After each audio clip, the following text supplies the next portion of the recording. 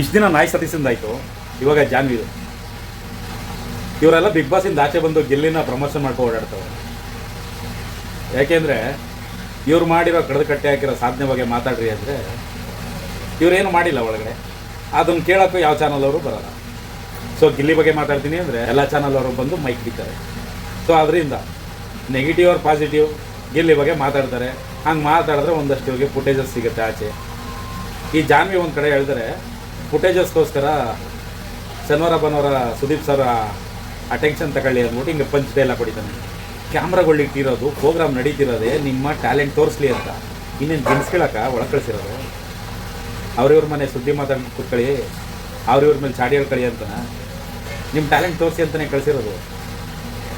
ನಿಮ್ಗೆ ಏನೈತೆ ಟ್ಯಾಲೆಂಟು ಅದನ್ನು ತೋರಿಸ್ಬೇಕು. ಇಲ್ಲಿ ತೋರಿಸೋ ಟ್ಯಾಲೆಂಟ್ ನೋಡೋಕ್ಕೆ ತೋರಿಸ್ಬೋದಾಗಿತ್ತಲ್ಲ.